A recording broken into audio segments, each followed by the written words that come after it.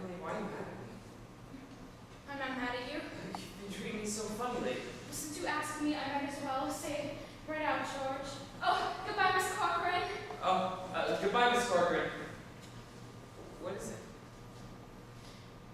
I don't like the whole change that's come over you in the last year. I'm sorry that hurt your feelings, but I've just got to tell the truth and shame the devil. A change? What do you mean? Well, up to a year ago, I used to like you a lot, and I used to watch you while you did everything, because we'd been friends so long. And then you began spending all your time at baseball, and you never stopped to speak to anybody anymore. Not to really speak. And not even to your own family you didn't. And George, it's a fact. Ever since you've been elected captain, you've gotten awful stuck up and conceited. And all the girls say so. And it hurts me to hear them say it, but, well, I gotta agree with them a little because it's true. Gosh, I never thought that such a thing was happening to me. I guess it's hard for a fella to not have some faults to his character. I always expect a man to be perfect, and I think he should be. I don't think it's possible to be perfect, Emily. Well, my father is. And as far as I can see, your father is. There's no reason on earth why you shouldn't be too. Well, I feel it's the other way around, that men aren't naturally good, but girls are. Well, you might as well know right now that I'm not perfect. Why? It's not as easy for a girl to be perfect as a man because we girls are more nervous. No. I'm sorry I said all that about you. I don't know what made me say it. Emily. And I can see that it isn't the truth at all, and I suddenly feel that it's not important anyway. Emily, would you like an ice cream soda or something before you go home? Well, thank you. I would. Hello, Stu, how are you? Good afternoon, Mrs. Slipper.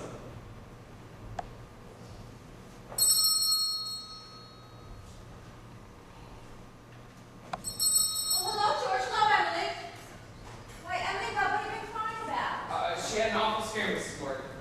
That hardware directly ran over her. Everyone says the hugs drives like a crazy man. Well, here, take a good drink of water. You look all shook up. I tell you, you gotta look both ways before you cross Main Street these days. Getting worse every year. What do you have? I'll have a strawberry phosphate, Mrs. Morgan. No, Emily, have a soda with me. Well, 2 strawberry ice cream sodas, Mrs. Morgan. 2 strawberry ice cream sodas, yes, sir. I want to tell you, there are 225 horses in Grover's Corner this minute I'm talking to you. State inspector was in here yesterday. Now they're bringing in these automobiles. Best thing to do is just stay home. Why, I can remember when dogs used to sleep in the middle of the street all day, and nothing ever came to disturb them. There you go.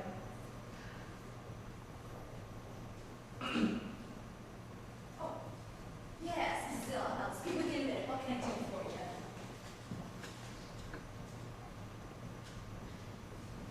they're so expensive. No, Emily, don't you think of that? We're celebrating our election. And you know what else I'm celebrating? No. Well, I'm celebrating because I've got a friend who tells me all the things that I already told me. George, please don't think of that. I don't know why I said it. It's not true. You're... No. Emily, you stick to it. I'm glad you spoke to me like you did. But you'll see. I'm going to change so quick. You better want to change. And Emily, I'm going to ask you a favor. What? If I go away to State Agriculture College next year, will you write me a letter once in a while? I certainly will. I certainly will, George.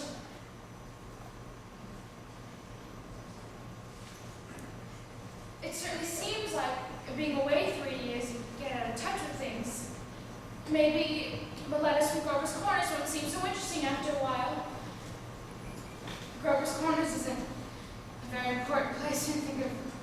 call New Hampshire, but I think it's a very nice town. The day wouldn't come when I wouldn't want to know everything about it. I know that's true. Emily? Well, I'll try to make letters interesting. You know, Emily, whenever I meet a farmer, I ask him if he thinks it's important to go to agriculture school to be a good farmer. Why, George? Yeah. Some of them even say it's a waste of time. You can get all that stuff anyways in the pamphlets the government sends out. And Uncle Luke's getting old. He's about ready for me to start taking over tomorrow if I could. My. And like you said, being gone all that time in other places and meeting other people. Gosh, if anything like that can happen, I don't want to go away. I guess new people probably aren't any better than old ones. Oh, but they was never are. Emily, I feel that you're as good a friend as I've got. I don't need to go to other towns. But George, maybe it's very important for you to go and learn all that about cattle judging and soils and those things. Of course, I don't know. Emily, I'm going to make up my mind right now. I won't go. Tell Pa about it tonight. Why, George, I don't see why you have to decide right now. It's a whole year away. Emily, I'm glad you spoke to me about that. That fault of my character. What you said was right. But there was one thing wrong. That's where you said that I wasn't noticing people. And you, for instance. Why, you say you were watching me when I did everything. Why, I was doing the same about you all the time. Why, sure, I always thought as you was one of the chief people I thought about. I always made sure where you were sitting on the bleachers and who you were with. And for 3 days now, I've tried to walk home with you, but something's always gotten in the way. Yesterday, I was standing by the wall waiting for you, and you walked home with Miss Corcoran. Oh, George, life's awful funny. How could I have known that? I thought... Listen, Emily, I'm going to tell you why I'm not going to agriculture school.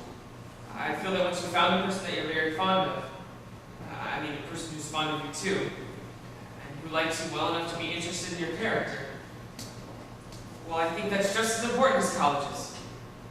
And even more so. That's what I think.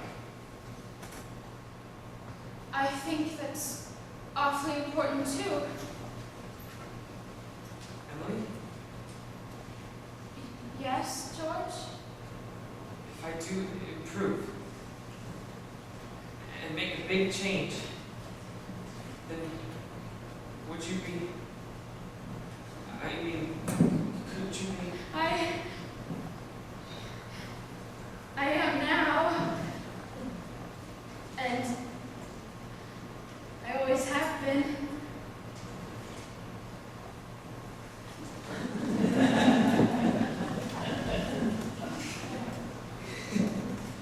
So I guess this is an important talk we've been having. Yes. Yes. Wait just a minute and I'll walk you home. Mrs. Morgan, I'll have to run home to get the money to pay you for this. What a George gift. Do you mean to tell me? Yes, but I have my reasons, Mrs. Morgan. Look, here's my gold watch to keep it so I come back with the money. That's all right, George. Keep your watch. I'll trust you. I'll be back in 5 minutes. I'll trust you 10 years, but not a day over. All over your shock, Emily? Yes, thank you, Miss Morgan. It was nothing. I'm ready.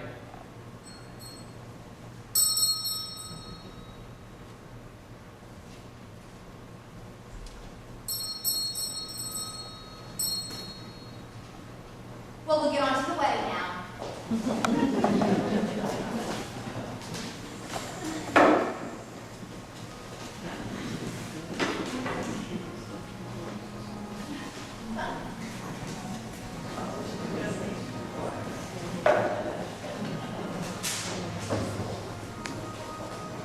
There are lots of things to be said about a wedding.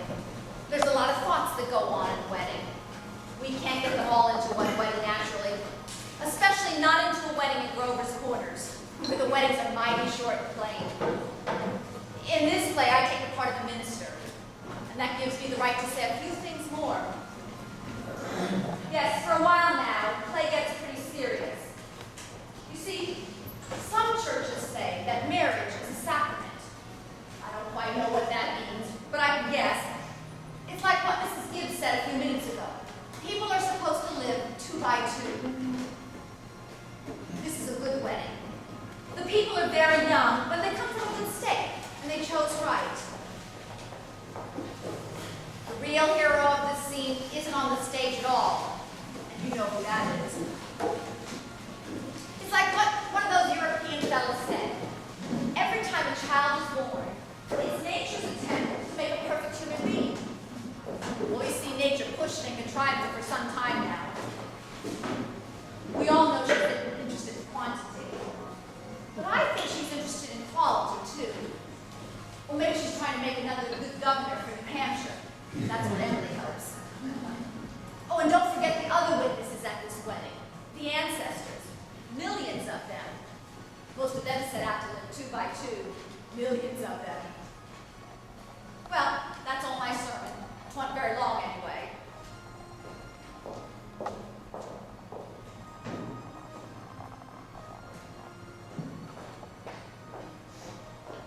I don't know why on earth I should be crying.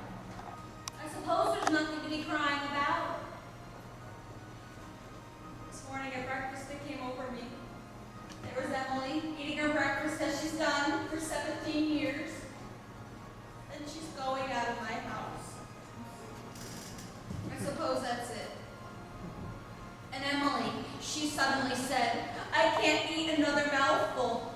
And she put her head down on the table and she cried. Well, I've just got to say it.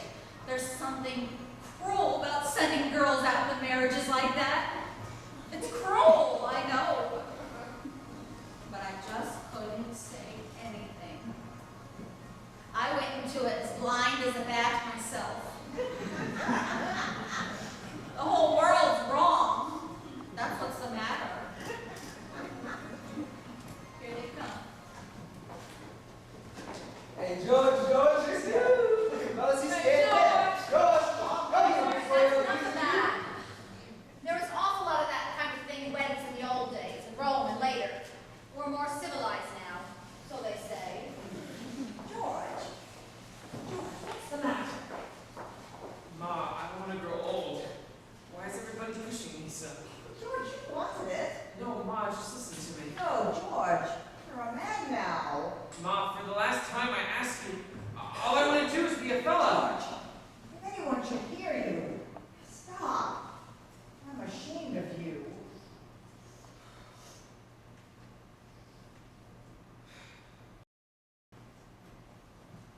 What? Where's Emily? Oh, George, you gave me such a turn. Cheer up, Mom. Get married. Oh, let me catch my breath a minute. Now, Mom, you say Thursday nights. Emily and I are coming over for dinner every Thursday night. You'll see. Why, Mom, you look all fun. What are you crying for? Well, come on. We've got to get ready for this.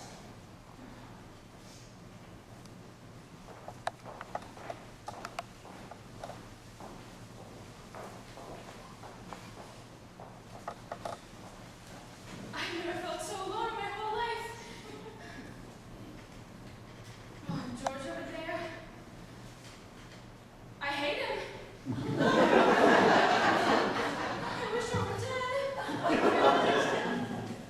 Papa, Papa. Emily, now don't Papa, get Papa, upset. darling. I don't want to get married. Everything's all right. Why can't I stay for Roger's AM? Let's go away. No. Now stop. Don't you remember what she used to say all the time? That I was your girl. There's gotta be lots of places we could go. I work here. I can keep house. You must think such things. You're just nervous. Now. George, will you come here a minute? Why, you're the best young fellow in the world. George is a fine fellow. But Papa, George, I'm giving away my daughter. Do you think you can take care of her? Mr. Webb, I want to. I want to try. Emily, I'm going to do my best. I love you, Emily. I need you. well, if you love me, help me.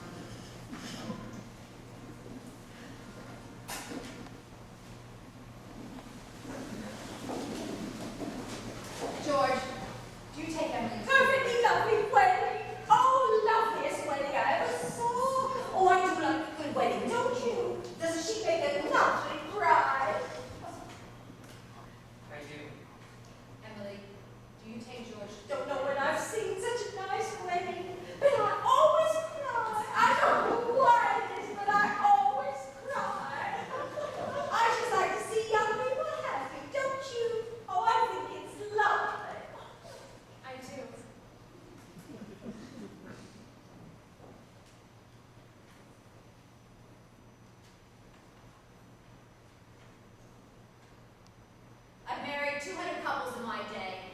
Do I believe in it? I don't know. I suppose I do. M, Mary's End. Millions of them. The cottage, the go-kart, the Sunday afternoon drives in the Ford, the first rheumatism, the grandchildren, the second rheumatism, the deathbed, the reading of the will. Once in 1,000 times, it's interesting. Are they a lovely couple? Oh, the present nicest weddings I've been to. I'm sure they'll be happy. I always say happiness, that's the great thing. The important thing is to be happy.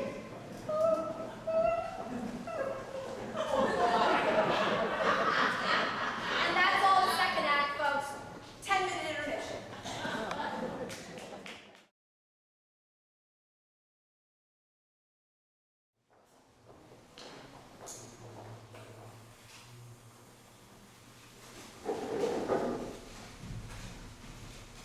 This time 9 years have gone by, friends. Summer, 1913. Gradual changes in Grover's Corners. Horses are getting rarer. Farmers are coming to town now in Fords. Most everybody locks their house door at night. Ain't been any burglars in town, but everybody's heard about them. You'd be surprised, though. On the whole, things don't change much around here.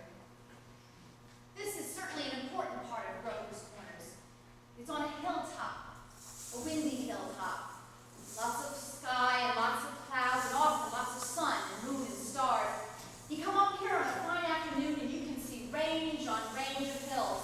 Awful blue they are, up near Lake Sunapee and Lake Winnipesaukee. And if you go way up, you can see the White Mountains in Mount Washington, where North Conway and Conway is. And of course, our favorite mountain, Mount Manatee, right here. And all around it lies these towns, Jaffrey and North Jaffrey and Peterborough and Dublin. And there, quite a ways down, is Grover's Corners. There's a beautiful spot up here, mountain laurels and lilacs. I often wonder why people like to be buried in woodland in Brooklyn when they might pass the same time up here in New Hampshire. Over there are the old stones, 1660, 1670.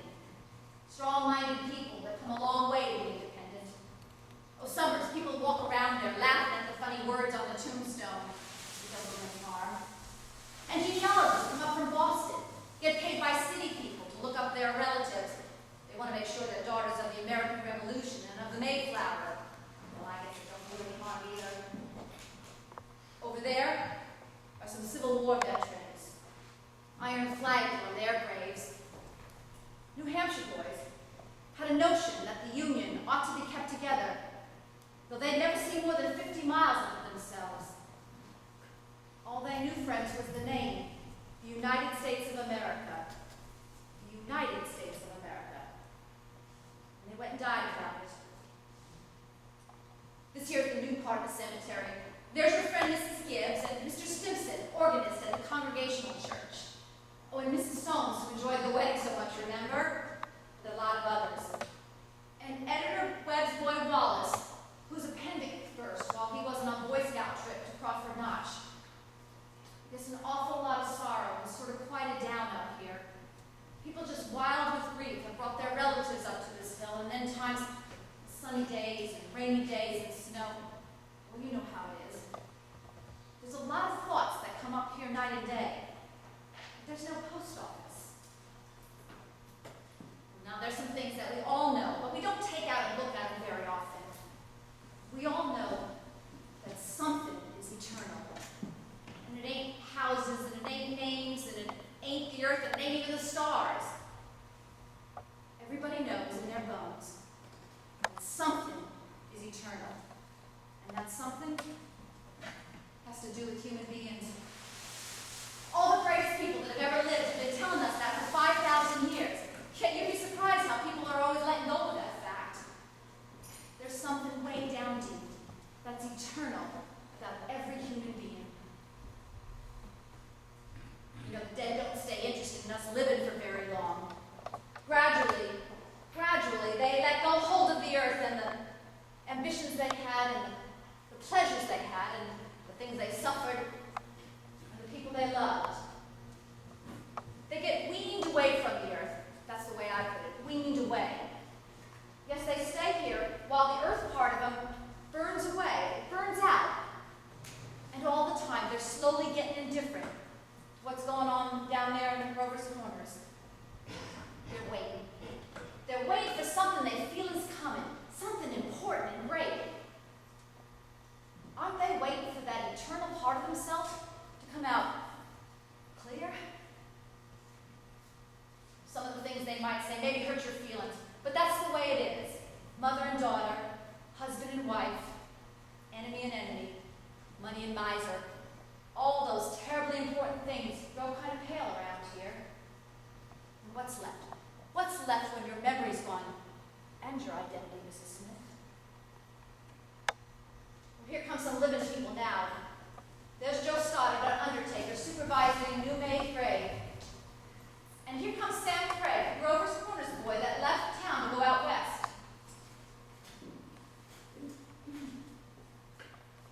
Good afternoon, Joe Stoddard. Good afternoon. Good afternoon. Do I know you? It's me, Sam Craig. Gracious sakes alive, of all people. I should have known you'd be here for the funeral. Been away a long time, Sam. Yes, I've been away about 12 years. I'm in business out in Buffalo now, Joe. But I was out east when I got word of my cousin's death. So I thought I'd come back, combine a few things, come back to the old home. You look well, Joe. Yes. Can't complain. Sad journey we made today, Samuel.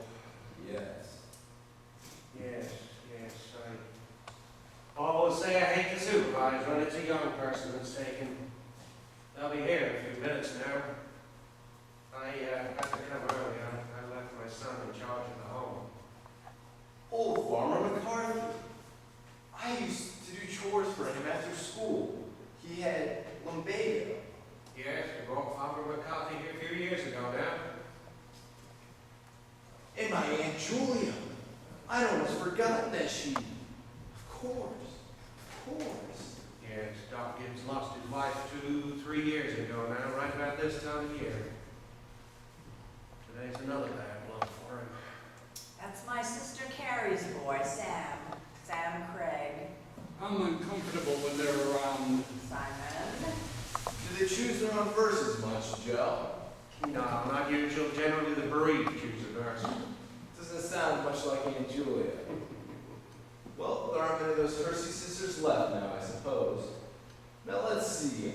I was hoping to get a look at my mother and father's graves. In the Craig section over there, behind the lift.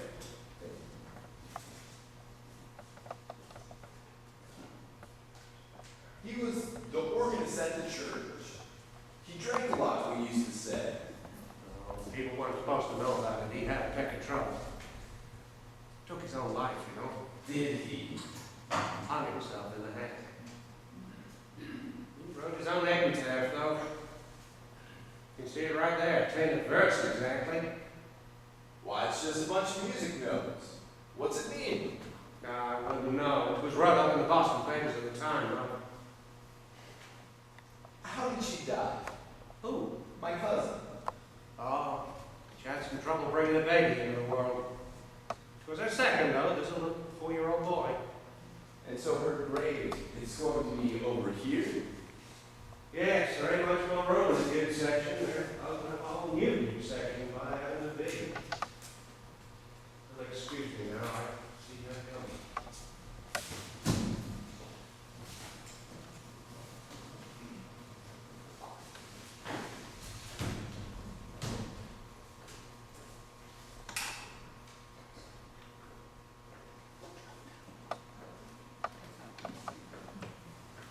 Who is it, Julia? My daughter-in-law, Emily Webb. Well, I declare,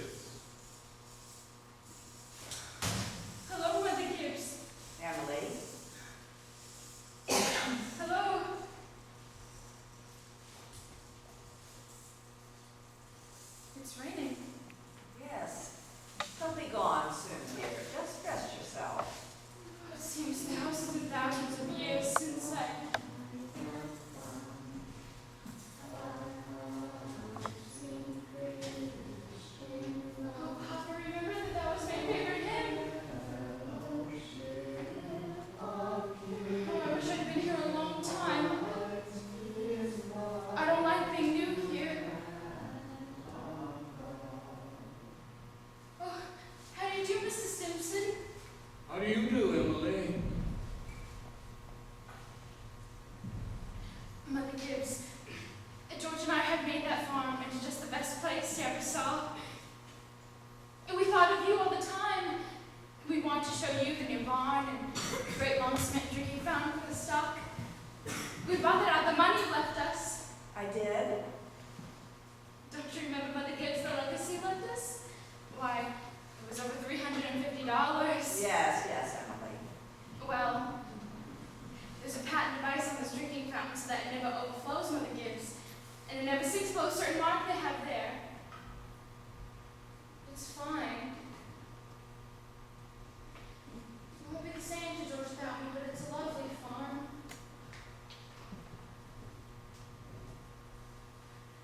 A lot of people don't understand, do they? No, dear.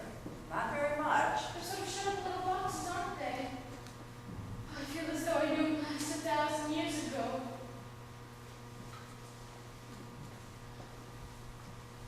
My boy is spending the day at Mrs. Carter's. Oh, Mrs. Carter! My little boy is spending the day at your house. Is he? Yes, he loves it there.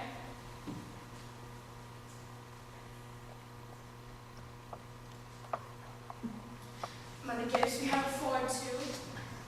Never gives any trouble. I don't drive though. Mother Gibbs, when does this feeling go away? Of being one of them, how long does it? Shh, dear. Just wait and be patient. I know. Look, they're finished, they're going. Look, Father Gibbs is bringing some of my flowers to you. He looks just like George, doesn't he? Oh, Mother Gibbs, I never realized before how troubled and how in the dark black persons are. Look at him. I loved him so. Morning till night, that's all they are. Trouble. A little colder than it was. That rain's cooled it down a little. Those northeasters always do the same thing, don't they? It ain't the rain, it's a 3-day blow. Oh, but Mother Gibbs, one can go back. One can go back there again into living. I feel it, I know it. Why, just then for a moment I was thinking about the farm and for a minute I was there. And my baby was in my lap as plain as day. Yes, of course you can. I can go back there and live all those days over again. Why not? All I can say is Emily, don't. But it's true, isn't it? I can go and live back there again. Some have tried, but they soon come back here. Don't do it, Emily. Emily, don't. It's not what you think it be. But I won't live over a sad day. I'll choose a happy one. I'll choose the day I first knew that I loved George. Oh no, why should that be painful? You not only live it, but you watch yourself living it. Yes? And as you watch it, you see the thing that they down there never know. You see the future. You know what's going to happen afterwards. But is that painful? Why? That's not the only reason why you shouldn't do it, Emily. When you've been here longer, you'll see that. Our life here is to forget all that, and to think only of what is ahead, and be ready for what is ahead. When you've been here longer, you'll understand. Oh, Mother Gibbs, how could I ever forget that life? It's all I know, it's all I had. Oh, Emily, it isn't wise. Really, it isn't. But it's something I must know for myself. I'll choose a happy day anyway. No. At least choose an unimportant day. Choose the least important day of your life. It will be important enough. Then it can't be since I was married. Or since the baby was born. I can choose a birthday at least, can't I?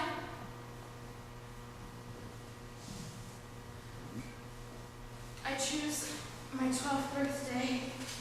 All right, it's February 11th, 1899, a Tuesday. Do you want any special time of day? Oh, I want the whole day. We'll begin at dawn. You remember it had been snowing for several days and it stopped the night before, and they'd begun clearing the roads. There's the sun coming up now.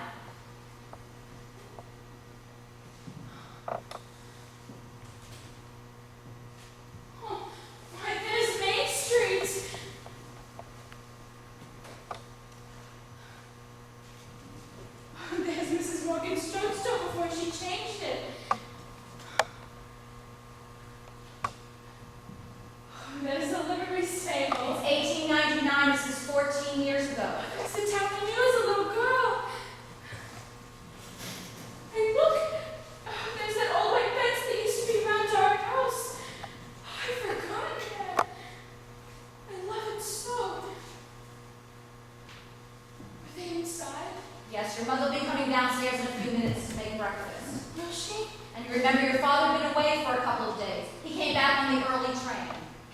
No. He'd been back to his college to make a speech in Western New York at Clinton. Get up, Bessie. Look, there's how he Newsom. There's our policeman. But he's dead. He died. Whoa, Bessie. Morning, Hal. Well, hello, Bill. You're up early. Well, been out rescuing a party darn near frozen to death down near Polish down there. Oh. Got drunk and lay out in a snowdrift. Thought he was in bed when I shook him. Oh, there's Joe Crowell. Good morning, Mr. Warren. Morning, Howard. Hey, Joe. Morning, Joe. Children, Emily, Wally, time to get up. Mama, I'm here. How young Mama looks. I didn't know Mama was ever that young. You can come and dress by the kitchen fire if you like, but hurry. Oh, good morning, Mr. Newsom. Good morning. Oh, it's cold. Yeah, can't go all down to my barn this morning. Oh, think of it. Keep yourself wrapped up. Come on, Bessie, let's go. Mama, I can't find my good hairpin anywhere. Just open your eyes, dear. I laid out for you special on the dresser there. If it were a snake, it'd bite you. Yes. Yes. Morning, Bill. Mr. Webb, you're up early. Yeah, it's just been back to my old college in New York State.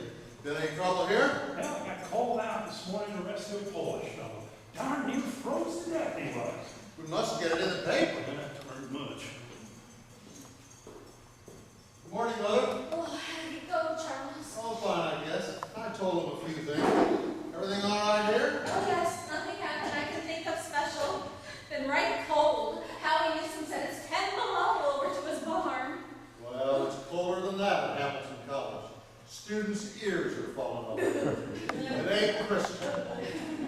Paper have any mistakes in it? Oh, none that I noticed. Now, don't forget, Charles, it's Emily's birthday. Did you remember to get her anything? Yes, I've got something here. Where's my girl? Where's my birthday girl? Oh, don't interrupt her now, Charles. You can see her at breakfast. She's slow enough as it is. Children, hurry up, 7 o'clock. Now, I don't want to call you again. I can't bear it. They're so young and beautiful. Why did they ever have to get old? Mama, I'm here. I'm grown up. I love you all, everything. I can't look at everything hard enough. Can I go in?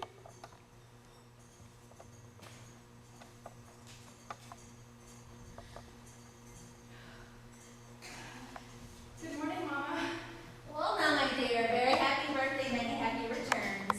There are some surprises waiting for you on the kitchen table. Mama, you shouldn't have.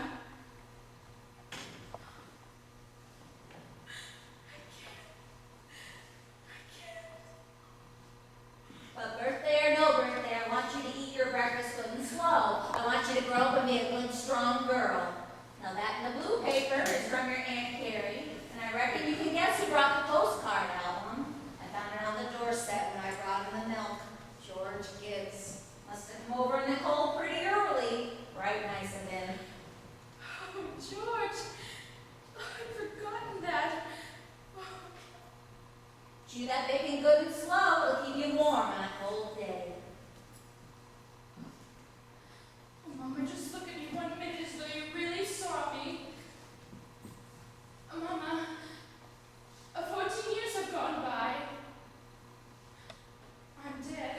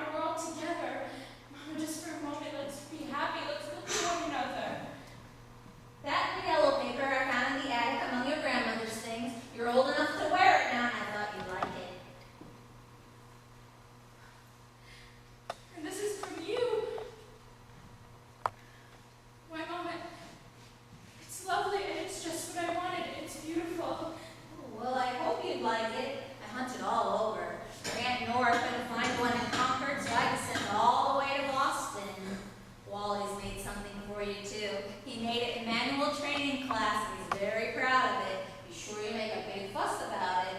Your father's got something for you, too. I don't know what it is myself. Oh, there he comes.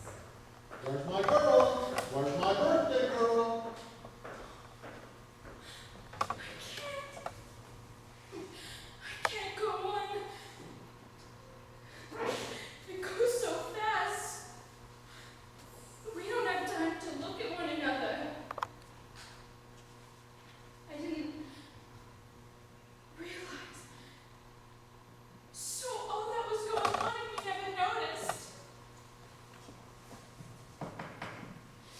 Take me back up the hill to my grave. But first, wait. One more look.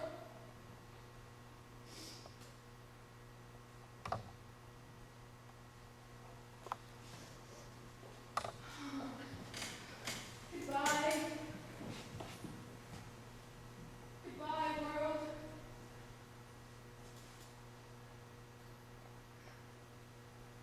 Goodbye, Grover's Corners.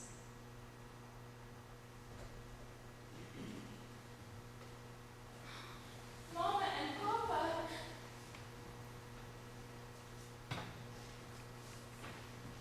The clock's ticking.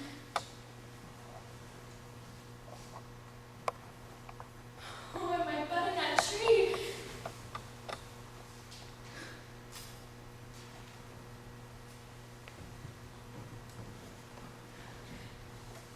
Mama's sunflowers.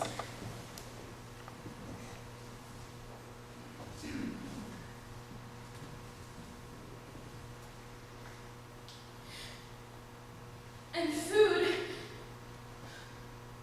And coffee.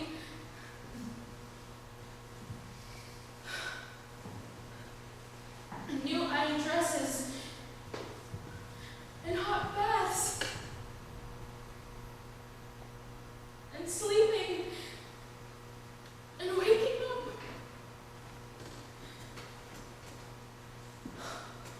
Oh, Earth. You're too wonderful for anyone to realize you.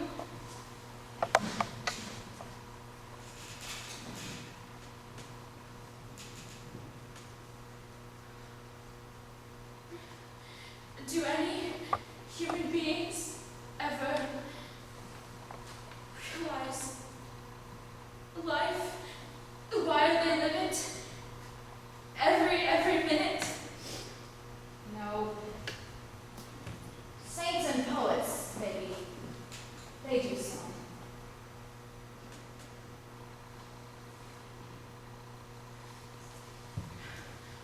And when you go back,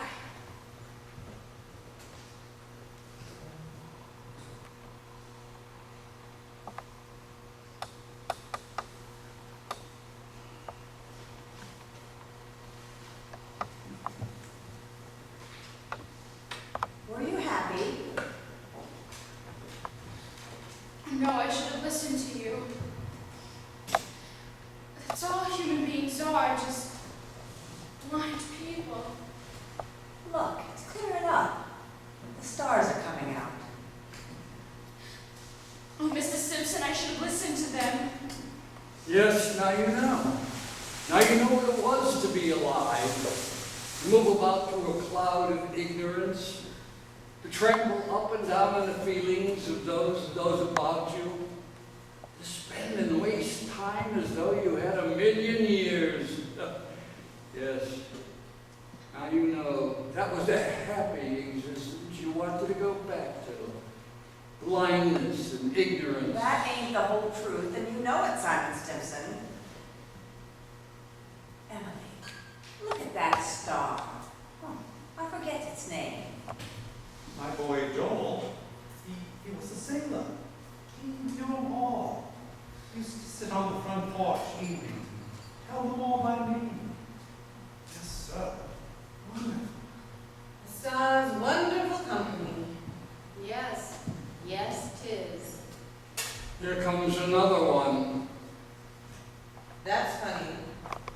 Tain't no time for him to be here. Goodness gracious.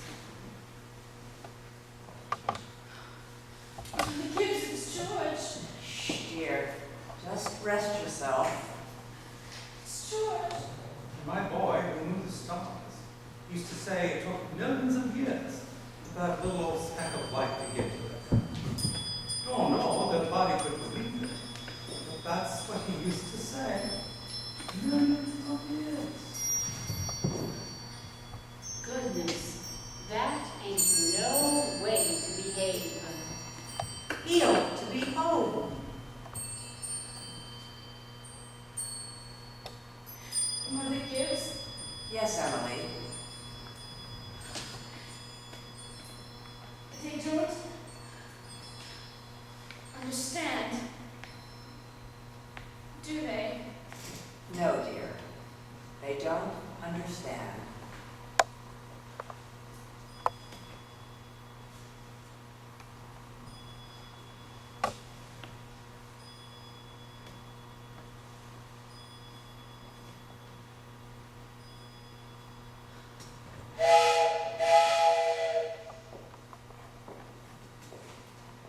Everybody's asleep in Grover's Corners. There's a few lights on. Shorty Hawkins at the depot has just watched the Albany train go. And at the livery stable, somebody's sitting up late and talking. Guess it's clearing up now. Well, there's the stars doing their own little crisscross in the sky. Scholars haven't quite settled the matter yet, but they seem to think that there's no living beings up there, only chalk or fire. Only this one's straining away all the time to make something of itself.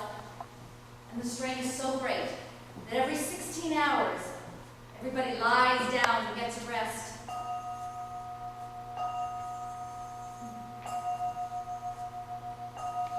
"11 o'clock in Grover's Corners. Everybody's resting in Grover's Corners. Tomorrow's going to be another day.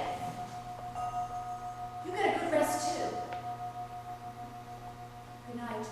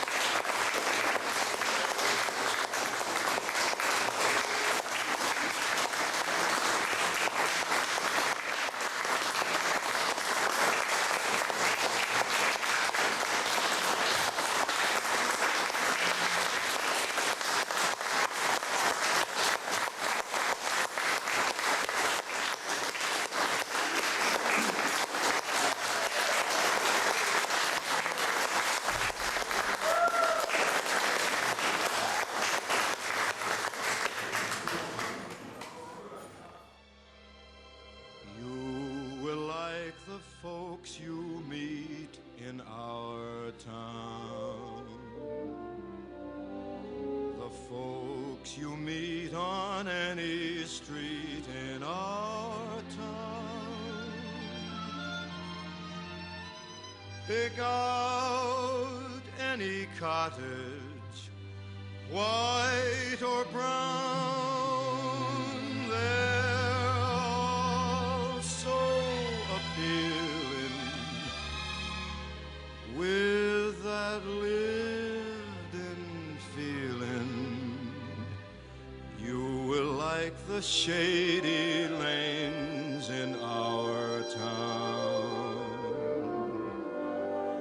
The music of the passing trains in our town.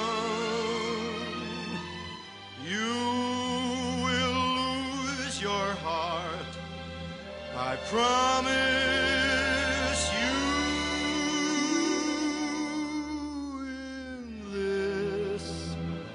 Our 2x4 town, welcome on the door town.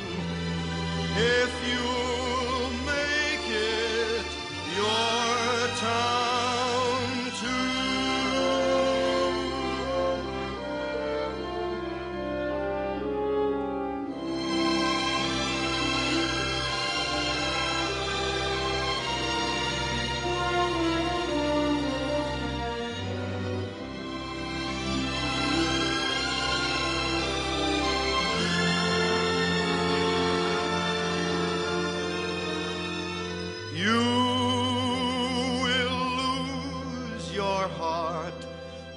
from